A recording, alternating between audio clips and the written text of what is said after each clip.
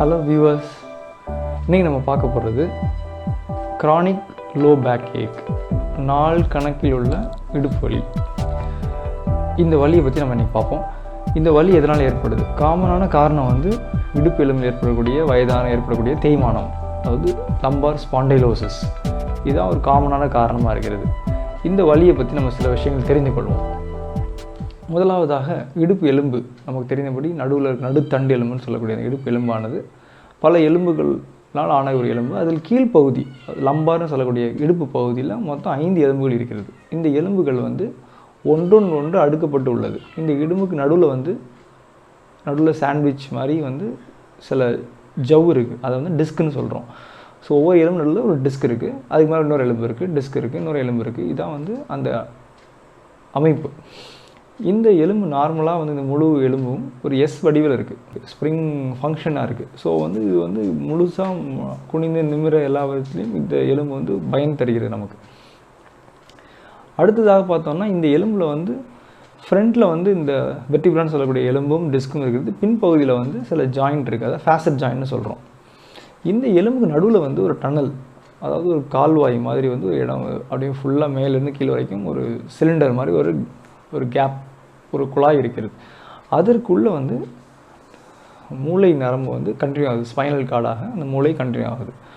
இந்த மூளை தண்டு 2 பக்கமும் நரம்புகளை தருகிறது, நர்வ் ரூட்னு சொல்கிறோம். அதுக்கு துவாரம் 2 பக்கம் இருக்குது. ஸோ இது பார்த்தோம்னா எலும்புகள் நடுவில் ஜவ் இருக்குது, பின்னாடி ஜாயிண்ட், ஃபேசட் ஜாயிண்ட் சொல்லக்கூடிய ஜாயிண்ட்டும் அந்த நரம்பு மண்டலம் செல்வதற்கான இடமும் இருக்கிறது.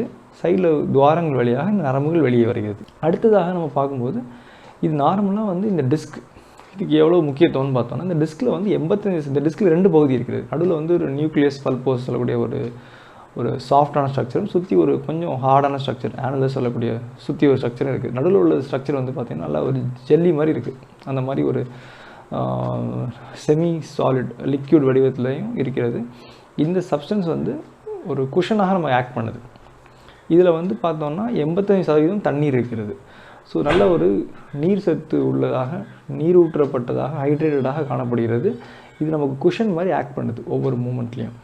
இதை சுற்றி இருக்கிற அந்த ஃபைபர் ஆனலஸ் ஃபைப்ரோஸ் சொல்கிறோம். சுற்றி ஒரு வளையமாக சுற்றி அதை கவர் பண்ணியிருக்கு.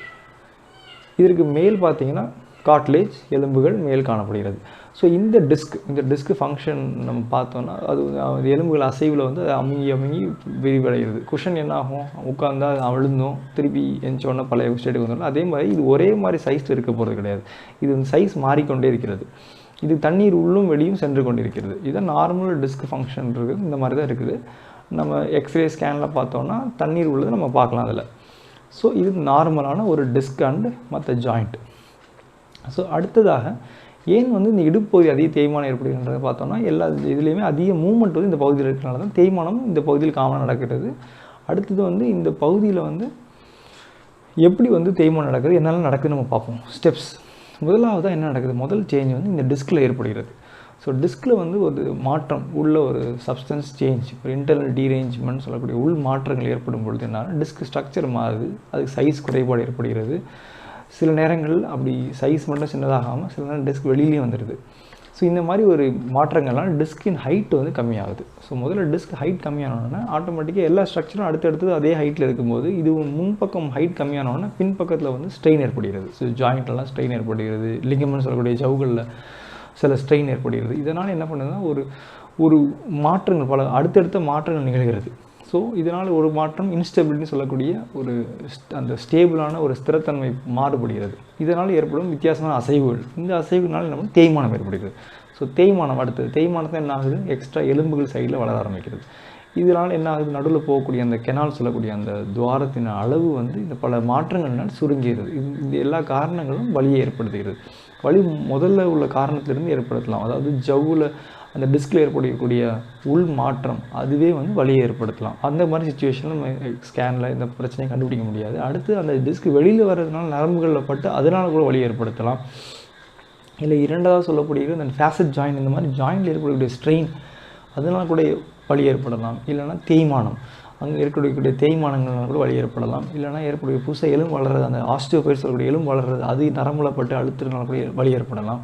இல்லை நடுவில் போகிற துவாரத்தின் அளவு சுருங்குறது, ஃபைனல் அந்த கெனால் ஸ்டெனோசிஸ் சொல்லக்கூடிய ஸ்டெனோசிஸ்னால கூட வந்து நரம்பு அழுத்தப்பட்டு வலி ஏற்படலாம். ஸோ இது பல காரணங்கள் இருக்கிறது. காமனாக வலி எப்படி இருக்குன்னு பார்த்தோம்னா ஒரு டல் ஏக்கிங் பெயின், கீழ் முதுகில் ஃபுல்லாகவே ஒரு வலி காணப்படும். சில நேரங்களில் இந்த வலி கால், மேல் கால், கீழ் கால் வரைக்கும் பரவலாம்.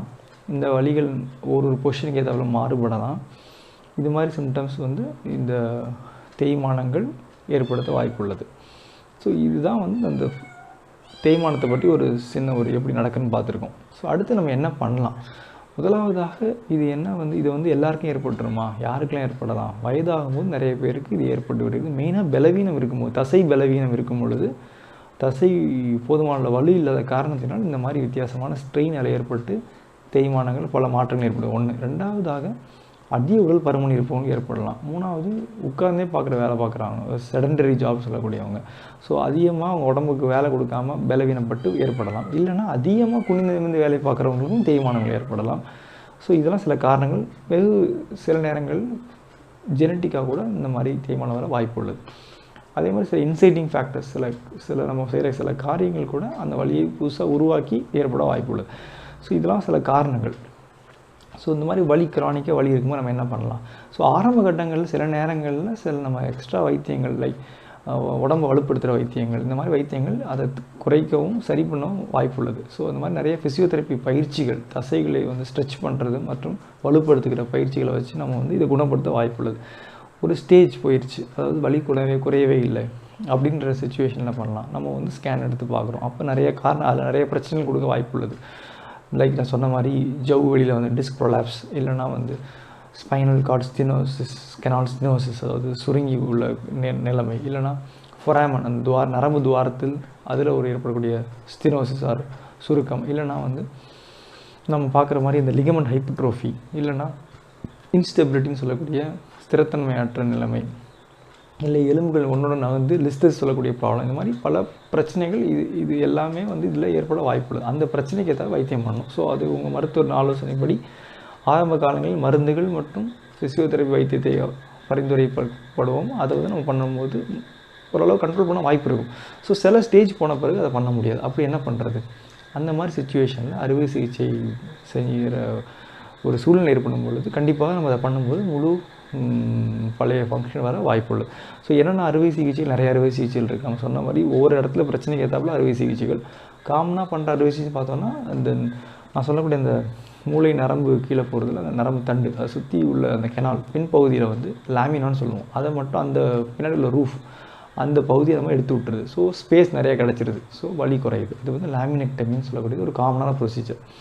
இன்னொன்று வந்து வெளியில் டிஸ்க் வந்துருச்சுன்னா அந்த டிஸ்க்கை போய் ரிமூவ் பண்ணிடுறது, டிஸ்கெக்டமி சொல்லக்கூடிய ப்ரொசீஜர். இதெல்லாம் நம்ம டீகம்ப்ரெஷன் சர்ஜரின்னு சொல்கிறோம். அதாவது அழுத்தத்தை எடுத்து விடுற வைத்தியங்கள். ஸோ எடுத்து விட்டோன்னா மோஸ்ட் ஆஃப் த டைம் அவங்களுக்கு வலி குறைந்து விடுகிறது. எவ்வளோ சீக்கிரம் எடுக்கிறோன்றதை வச்சு அந்த இம்ப்ரூவ்மெண்ட் பர்சன்டேஜ் எவ்வளோ தூரம் 100% சரியாகுதா, 90%ன்றது எவ்வளோ ஏர்லியாக அந்த வைத்தியம் பண்ணுவோம் அவ்வளோ தூரம் நரம்பு செயல்பாடு பழைய நிலைமை கொண்டு வர முடியுது. இது வந்து டீகம்ப்ரெஷன் சர்ஜரிஸ். இரண்டாவதாக அந்த துவாரங்கள், அந்த துவாரம் நரம்பு துவாரத்தில் ஓட்டுறதுனா அதையும் பெரிதாக்கக்கூடிய ஃபொராமினாட்டமி இந்த மாதிரி சிகிச்சைகளும் இருக்குது. இது எல்லாமே வந்து நம்ம டீகம்ப்ரெஸ் பண்ணுறோம்.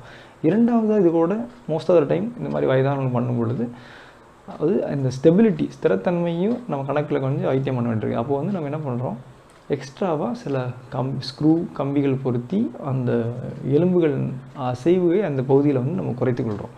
ஸோ இது பேர் என்ன சொல்கிறோம்னா ஃபியூஷன்னு சொல்கிறோம்.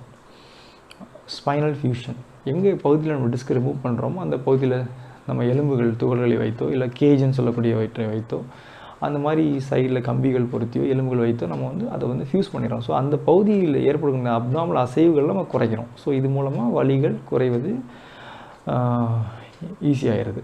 ஸோ இதான் வந்து ஒரு ப்ராடான ஒரு ஆஸ்பெக்ட். ஸோ இந்த மாதிரி ஒரு பிரச்சனை வரும்பொழுது முதல் சிகிச்சையாக நம்ம வந்து பண்ணக்கூடிய மாத்திரைகள் ப்ளஸ் எக்ஸசைஸ் பண்ணுறோம். சில நேரங்களில் நம்ம பெல்ட் யூஸ் பண்ணலாம். இந்த பெல்ட் வந்து எல்எஸ் பெல்ட்னு சொல்லக்கூடிய அம்போசாக்ரல் பெல்ட். இந்த பெல்ட்டுகள் வந்து ஆரம்ப காலங்களில் நமக்கு ஹெல்ப் பண்ணலாம். இது எப்போல்லாம் நம்ம அணிந்து கொள்ளலாம்? மெயினாக பார்த்தீங்கன்னா உட்காரும் பொழுது இது அணிந்து கொள்வது, மேலும் ட்ராவல் பண்ணும்போது அணிந்து கொள்வது நமக்கு ஹெல்ப்ஃபுல்லாக இருக்கும். ஸோ இந்த மாதிரி ஆரம்ப வைத்தியங்கள், ஃபிசியோதெரப்பி, எக்ஸசைஸ், மாத்திரைகள், இந்த மாதிரி வைத்தியங்கள் நமக்கு பத்தாத நேரத்தில் வந்து நம்ம அடுத்த கட்டமாக இந்த மாதிரி அறுவை சிகிச்சைகளுக்கு நம்ம கண்டிப்பாக வந்து நம்ம கரெக்டான ஆலோசனையை அணுகி நம்ம செய்யும் பொழுது நம்ம பழைய நிலைமைக்கு வர்றதுக்கு வாய்ப்புள்ளது. அறுவை சிகிச்சை பண்ண பிறகும் நம்ம கொஞ்சம் எக்ஸசைஸ்லாம் பண்ண வேண்டிய கட்டாயம் இருக்கும். இதில் நம்ம மெயினாக தெரிந்து கொள்ள வேண்டியது, இந்த அறுவை சிகிச்சைகள் வந்து சேஃபான அறுவை சிகிச்சைகள். இந்த அறுவை சிகிச்சை நமக்கு பாதிப்புகள் ஏற்பட்டு போகிறது இல்லை. அதனால் நடக்க முடியாமல் போயிடுவோமா அந்த மாதிரி பயப்பட பலருக்கு அது பயம் இருக்கும். அது நடக்காது. அந்த பண்ணுற கீழ் பகுதினால் நமக்கு வந்து அந்த மாதிரி ஒரு பிரச்சனை ஏற்படுறதுக்கான வாய்ப்பு இல்லை. ஸோ வந்து ஒரு சேஃபான அறுவை சிகிச்சை நல்ல சென்டரில் நம்ம வந்து பண்ணிவிட்டு நம்ம பழைய நிலைமைக்கு போகிறது ஈஸியாகிடுது. ஸோ இதுதான் வந்து நம்ம இந்த தேய்மானத்தை பற்றி பார்க்குறோம். ஸோ ஒரு chronic low back ache due to lumbar spondylosisன்றது இதுதான் இந்த ப்ராப்ளம். ஃபர்தராக வந்து இதுக்கான சில பயிற்சிகள் மெயினாக வந்து ப்ரிவெண்ட் பண்ணுறது. ஸோ சின்ன வயதுலேருந்து நம்ம சில எக்ஸசைசஸ் ரெகுலராக பண்ணும் பொழுது இந்த பிரச்சனை நம்ம வராமல் தடுக்க வாய்ப்பு உள்ளது. அதுக்கான எக்ஸசைசஸ் சில சின்ன குறும்படங்களை வந்து நம்ம அடுத்தடுத்த எண்டில் வந்து நம்ம சின்ன வீடியோவாக பார்ப்போம். அதையும் பாருங்கள். ஸோ எக்ஸசைஸ் பண்ணுவோம், நம்மளும் ஹெல்த்தியாக இருப்போம். அதே மாதிரி உங்களுக்கு ஒரு ஐடியா கிடச்சிருக்கும். உங்கள் ஃப்ரெண்ட்ஸ் அண்ட் ரிலேட்டிவ்ஸ் இது மாதிரி பிரச்சனைகள் இருந்தாங்கன்னா கரெக்டாக அவங்களை டைரக்ட் பண்ணுங்கள். ஸோ அவங்க கரெக்டான வைத்தியத்தை அவங்க பெற்றுக்கொள்ளட்டும். ஸோ நாமும் நமது நண்பர்கள் நம்ம சுற்றுப்புறமும் ஹெல்த்தியாக இருக்கிறதுக்கு நான் வாழ்த்துக்கள்.